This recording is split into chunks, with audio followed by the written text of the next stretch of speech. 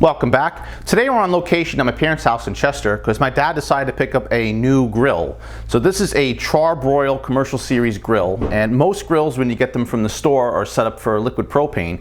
However, here they have natural gas, so we do need to convert this over. So they picked up this conversion kit, which was also available at Lowe's where they got the grill. And there's a couple things we have to do. First of all, it does have a replacement hose. So we have to take the original hose off the grill, replace it with this guy here. There's also a quick coupler. Now they already had a natural gas grill here, so they already have one of these couplers and a very similar hose in place. However, we're going to replace all that stuff with one matched for the system. The other thing we're going to have to do is actually remove the knobs on there and take these backer plates off. Now the difference between these and what are on there already, as far as I can tell, is this has a little tab on it.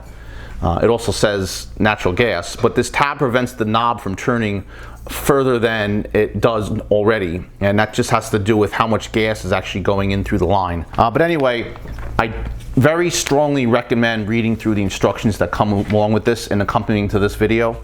I'm not a plumber by trade, but I can tell you that, working with gas, it's very dangerous if you don't know what you're doing, so be very, very careful. And let this be a disclaimer to you, I'm not responsible for you blowing up your house or setting yourself on fire if you don't follow the instructions thoroughly, but I will indeed pause for a moment and read through all these just to make sure I am completely familiar with it. However, I understand it's fairly easy to do, and I'll walk everyone through step by step here, but please read the instructions. That's very important. And also, my dad is sometimes an organized guy. He actually took a manila envelope here and stuck everything, including the manual and the receipts and everything for this grill purchase. Now this is a char-broil commercial series grill. If you're interested in the specs, you can go ahead and pause the video right here and read through this. However, I will put a link to everything in the description below just to make it easier for you if you are indeed curious. So I'm going to go ahead and just read through everything over here, and we're going to get this set up outside so we can see what's involved in doing this. And after reading through all the instructions, I can tell you this is going to be the brief synopsis of what we're going to do before we actually go outside. Now I'm mentioning this because there just happens to be a crew in one of my neighbor's yards getting ready to put a pool in, so there's some loud machinery and it's a little bit of a windy day out, so I may end up doing voiceover work later on in this. I just figure I'll get that out of the way now so we're aware of it. So we need to obviously put the quick disconnect onto the end of the pipe, and then it's going to be a matter of taking off basically all the stuff in the grill, the warming rack, the cooking grates, the flame tamers, and one thing not pictured here is this actually has an infrared system, so we'll have to take that out as well. And the idea is we're going to go in and remove the main burners and actually take the orifices out, and that's actually what helps regulate the gas. Now there's no new ones because you don't need to replace them for natural gas. They're just in place for liquid propane. So once they're out, we're going to save those just in case this has to get reconverted back. Once that's done, we go ahead and actually replace the little knobs, the actual bezels around the knobs, I should say, with the newer ones. And it mentions that if you have a rotisserie burner in your grill, there's no bezel for that. Now I don't have to worry about that because this particular model does not have that feature. However, I will point that out. Once we install all the burners, we're going to go ahead and actually insert that hose through a hole in the back. It mentions that some of these have regulators on the inside, some are on the outside. This particular one is on the inside, so I'll have to fish that in through there. And then flipping this over, it mentions the rotisserie again. We don't have to worry about that. It does have a side burner, and the side burner also has to be converted by removing the orifice, and the side burner knob as well has to get replaced. And then once we're done and reassemble everything, we're going to have to do a leak test, which basically involves taking a soapy solution, dabbing it on all the connections, and making sure it doesn't start bubbling. Pretty straightforward. I will walk you through everything step by step right now. And as mentioned, here is the grill. This is a 4-burner model with a side burner. And I'm going to just wheel that out the way. We can see the gas connection directly behind it. And here we have the shutoff. You can see there's a main quick disconnect here, and there's also a shutoff, so I will shut that off here. Incidentally, this pipe runs along the deck over here, and in the corner where it goes into the house, just beyond that white safety fence for the dogs, there actually is another shutoff, and then once it gets in the house, when it connects to the main line, there is a third shutoff. We don't need to mess with those, just as long as this one here works. All right, so now we're going to take this quick disconnect off, and to do that, we're going to use an adjustable pipe wrench to hold the little piece of pipe over here. We're going to use a 7/16 inch wrench to actually remove the disconnect itself. And then to reassemble it, I got the new connector here, uses the same size wrench, and we're also going to use gas-approved Teflon tape.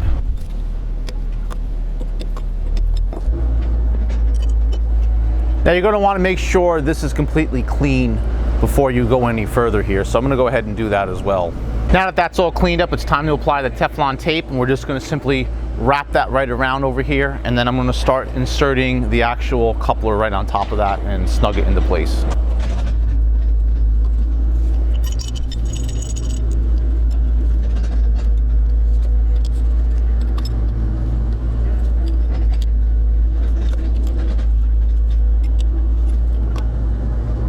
And this would be a good time to turn this on and sniff to make sure there's no gas leaks. We're going to do a full leak test on this as soon as we're done with the whole project, but it's good just to do a preliminary right now.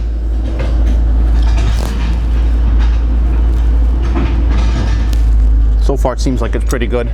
But like I said, we will do a full pressure test, but for now I'm just going to actually shut that right off. And now it's time to move on to the grill. So the first thing we're going to do is remove this warming rack and put that off to the side someplace safe. And then we're going to remove the actual grates here.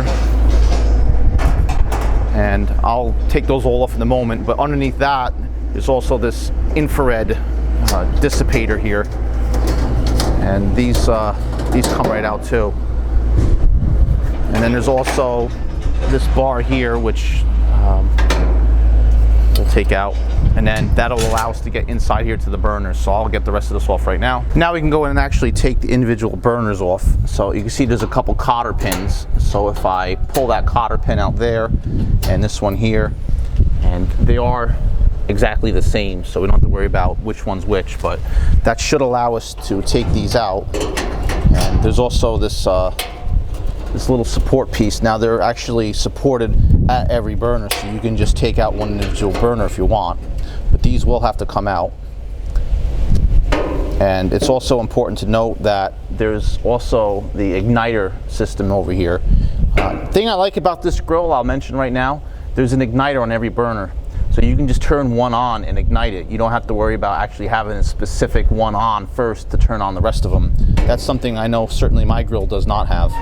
So I'll go ahead and just get the rest of these out of the way. Now to remove the orifice, it's actually in here where this burner connects to. Unfortunately, I can't get the camera on it at this particular angle.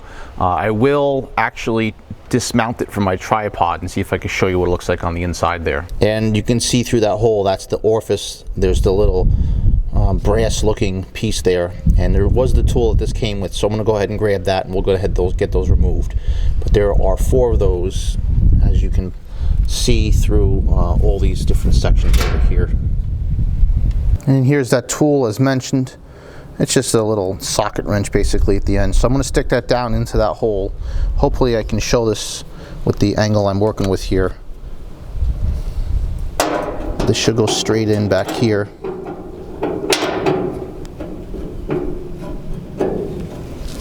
And just remove. And there it is at the end, as you can see. So I'll go ahead and remove the rest of these in here. And there they are. And as mentioned, you're going to want to save those in case you want to convert this back over to propane. Now at this time, we're going to go ahead and replace the bezels that are around the actual knobs here. And I'll just show you in a moment that the knob here, the original one, turns around much further than the new bezel will allow it. So to take these off, we're just going to pop this knob straight off. There are 2 Phillips screws in here with a washer behind it. Make sure you save the washers. So we're going to remove those. This will pop out, the new one will pop in its place. And here you can see the new bezel on the left, the old one on the right, and our 2 screws. And here's that little tab that's mentioned that's not on this other one. Also, this one here has a little bit of adjustment where you can turn it side to side. This one does not allow that. So this one, in my opinion, is actually a little nicer too. It says off and actually has high, medium, and low, where this one here just has a range. But you can see low is over here, and this one goes up a lot higher on the propane one. So that's something to take note of. But I'll go ahead and replace all those at this point. Now before you tighten these down all the way, I suggest dry fitting the knob on the top over here and adjusting it up or down just to make sure that this is completely centered on there, so the bezel doesn't actually cause the knob to not turn properly. You can go up and down on these bezels. The other ones could also go left and right, so that's not something you don't have to worry about with these, but that's something to be cognizant of. And lastly, we're going to change the griddle knob, which is exactly the same thing. Incidentally, it is a griddle that's on top of a burner, and that's actually really nice. We have to change something in here too once we're done with this knob. Before we go any further, we're going to go ahead and reassemble all the burners, support plates, cotter pins, and put all this stuff back into place. We'll leave the grill grates and everything out for now. We'll come back to that later. And doing that's just a reversal of what we did before. We'll just slide these in place, make sure that they're nicely seated and centered around the new orifice. Incidentally, the old orifice that we took out sits on top of one that's behind it, obviously. So when you remove that, there still is an orifice there to adjust the pressure. It's just that the ones that were in here reduced it down even further. So that's what allows us to be dual fuel without having to actually replace those with anything else. But then once we get those in, we can put these guys back in. Now, it does say front, so you do have to make sure that's oriented properly. And they just go in one at a time like that, straight across, and then we just reinsert the cotter pins. Now we're going to move on to actually removing the hose. And as you can imagine, with all the knobs being down in this position here, this hose is going to connect on the inside up underneath to that manifold. Also, there's going to be a hole on the side of the cabinet where there's a grommet that will have to pass this through. So this smaller end is what's going to go through there first, and then we'll pass it up to that connection and get it. I may or may not be able to get the camera in there. I have to see how tight that's going to be. However, I can show you where the grommet is. It's actually located dead in the center of the camera right there. So we'll pass the hose through that, and then we'll connect it on the inside. Here's what that hose looks like through the hole, as you can see. And here's where the current regulator hose comes through. So I'm going to try to get the camera up in there and show you where it connects to. All right, we're inside the grill, and mind the echo. But if I pitch up here, you can see where that connects right to that manifold. So we'll just go ahead and disconnect that and connect the hose there. And I believe you should use tape on here like we did on the pipe, although the instructions didn't make any mention of it like it did when you used the disconnect. So I'll have to see what kind of fit we have there. And testing it out with the soapy solution is going to be the ultimate thing to do anyway. Now to remove the old hose and install the new one, we're going to need a 3/4 inch wrench. And I didn't pick this up first, but as I'm looking at it from the front, they actually made a nice little slit here for you to get that wrench up into to remove that. And I just popped it off briefly just to see what it looked like and see if we can actually attempt it from there. And this has actually got some kind of like a compression fitting here, as you can see by the inside of this new hose. So we shouldn't have to put any kind of tape or dope on this. But again, we will check this later on with the soapy solution just to double check that, make sure nothing is leaking. But I'll go ahead and swap that out right now. And that was pretty easy. Next thing we got to do is actually remove the orifice on the side burner. And while I'm sitting down here on the ground, I will show you that they have lighting instructions on the inside here. And then there's also this tool, I didn't notice it at first, but this is actually used for cleaning the infrared grates that are underneath the main burning grates, which is pretty interesting. And just like the main burners, this is a matter of taking off the griddle and removing the actual grate that's on top of that. And then just underneath this, there's a little wing nut that if I reach up into here, we can take that wing nut off, and that should allow this to come right out. And you can see where that's located right there. And with that burner out of the way, we can just go ahead and remove that orifice. Same process as before, we'll just insert that tool down into here where that actual piece is, and we can remove it and just reassemble this. And here's the orifice. The burner's been reinstalled, the grate's back on top.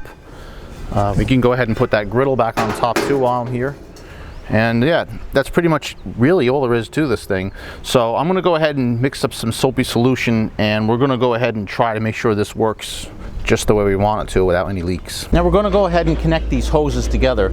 I should mention they come shipped with these little rubber boots on the end over here, and this protects this when you're not using it. The coupler piece also has one up here too. So first thing I'm going to do is turn this gas back on. And this has got a coupling inside here. When this is not connected, it's not going to allow anything to come through here. So when I connect this, I don't want to hear any like hissing or anything like that. It also helps if you push this down, connect it like that. And again, I'll give it a little sniff test. so far so good. I do have some soapy solution, and this is just a cup of water with a little bit of dish soap in it. And well, we're just going to dab that on here and get it all around here. Now you can put this into a spray bottle too. Now I should mention that there's going to be some air in this hose, so what I'm going to do is actually open up some of the burners on that grill over there, and we'll get the gas moving through the lines over here. And once I actually get this going here, we'll give it the full test. Also, you remember at the beginning of this video when we first got out here, I mentioned that there were 2 shut-offs on this particular gas line, and there was a 3rd one on the inside that was available.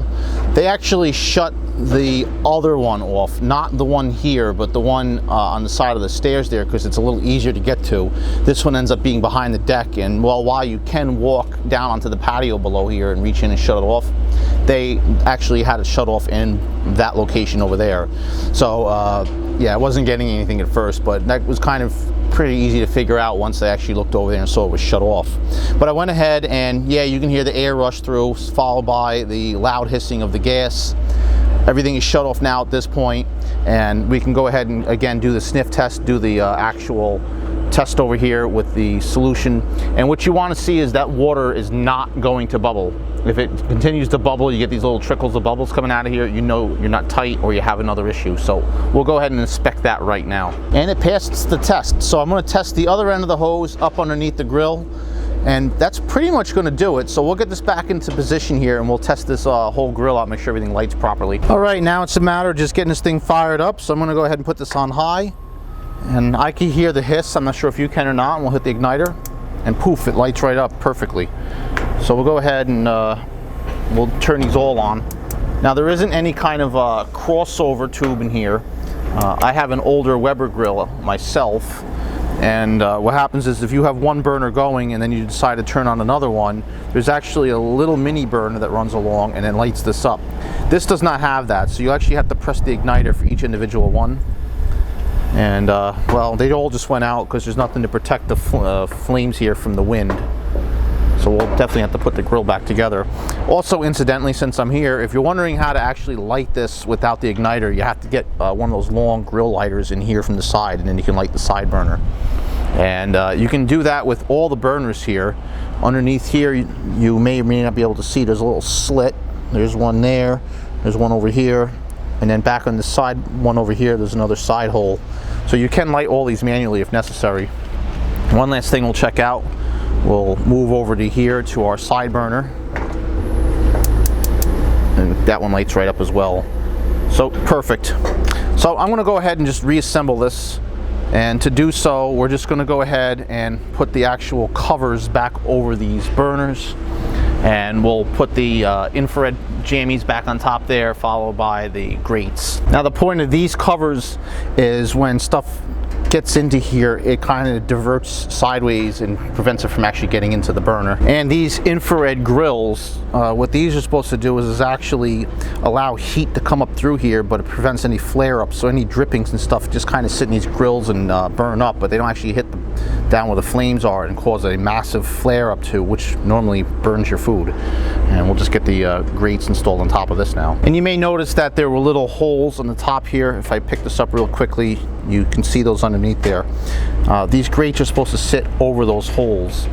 And well, I'm just going to put the warming rack on top, slip the little grate on the side back over here, the actual griddle, and I'm going to fire this thing up and let it burn off any coatings that might possibly be in here before they actually use this thing for the first time, since it is a brand new grill.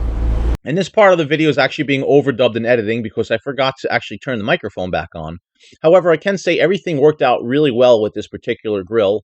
I did get it up to a few hundred degrees before I shut everything off, and it did smoke up. That's to be expected, as mentioned, because that's all the manufacturing oils that they actually use to produce this thing. And you do want those all to burn off because that's going to affect your food, of course. And, well, there really isn't much more to add, so I'll say if you have any questions about anything I did in this video, don't forget to leave them down in the comments section below.